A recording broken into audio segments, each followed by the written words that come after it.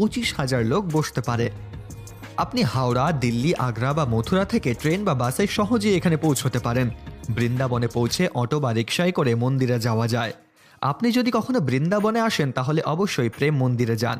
এটি এমন একটি অভিজ্ঞতা যা আপনি কখনোই ভুলবেন না। নাম্বার 7, স্বামীনারায়ণ অক্ষরধাম, দিল্লি। স্বামীনারায়ণ অক্ষরধাম হল দিল্লির একটি বিশাল মন্দির এবং আধ্যাত্মিক সাংস্কৃতিক কমপ্লেক্স। একে অক্ষরধাম মন্দির বা অক্ষরধাম দিল্লিও বলা হয়।